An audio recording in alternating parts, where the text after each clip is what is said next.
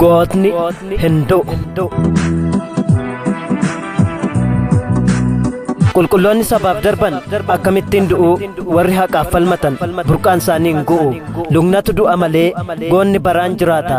Hayyaantummaa ta'eetu diina sabaa qolata. Baarootumsaa Hinduu qaroon sabaa kumaaf kitila oomishee hiriirsee har'a soo qaba. Kaayyoo saba isaaf dhiiga har'as dhaloonni inni oomishee baraan nutti hin dukkanaa'u qabna gucanni nuuf ibse. Taaddasaan Tasanduune gootichi ilmi birruu sababa inni nuuf du'eefi har'a nullee kan jirru haaduutu malee raatuun garaa buddeenaa riqicha goonni dhaabirraan har'a nutillee ceena.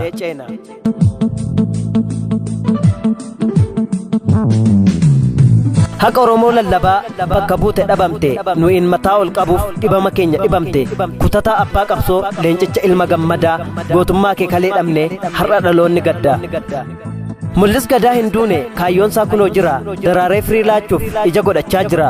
Har'as foon isaatu nu utubee lafee isaatu nu eega duunni ni diiguuf yaalus akkamittiin nu diiga. Haaduu malee faandochi inni qabsoo sabaa gurgurate elemoo qilxuu Hinduune jiru dhaloonni inni horate. Abaaramtichi haaduu qadiidaa ilmi wannabee ekeraan isaa hin boqotiin dhalootatu isaan cabe.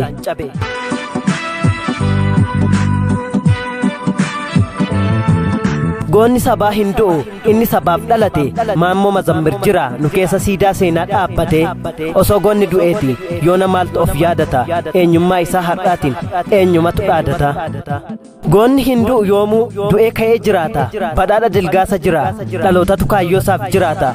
Daandii inni nuuf saaqen nutis achirra deemnee galma kaayyoo ni geenya osoo abdiin kutanne. Sitti du'e fakkaata garuu magarsaa barii Hinduune riqicha inni saaqerraan kumaaf kitilli hin ceene mu'ee abdoo ni jira sitti hin fakkaatin waan du'e fanjii inni awwaaletu har'a diinatti dho'e. Warri tokkummaa keenyaaf gatii guddaa baasanii wareegamtoonni shinniggaa jira ayyaantummaan isaanii baguma isaan qabaanne nu silaa yoona hin jirru taankiif rasaasa diinaa isaaniin qolanna yoomiyyuu.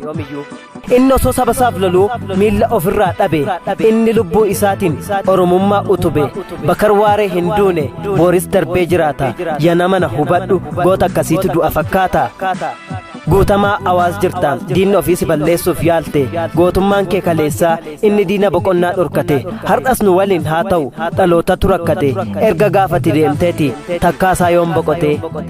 Jabaa diinni dadhabde kutataa koo agarii tulluu ati nuuf duuteetta dhugaa kana yoomuu hin haallu nu bira turan mallee hin fagaatiin gonkumaa jabina ati nuuf laattun alagaa yaaraftu isa dhumaa.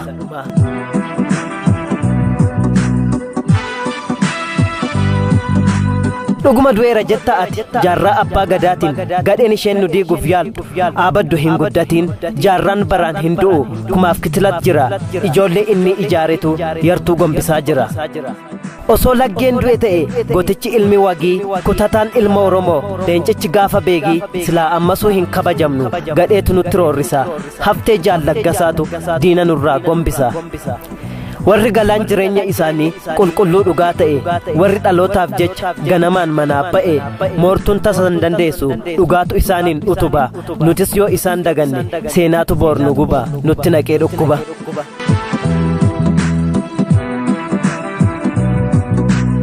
Osoo goonni du'eeti nu tasa as hin geenyu oromummaa imannee ittiin dhaadachuu hin dandeenyu gootaaf galanni haa ta'u warra ofii biyyoo ta'e biyya nu dhaalchise isaaniif galatatu mala isaan tofii dhabame dhabama keenya hir'ise.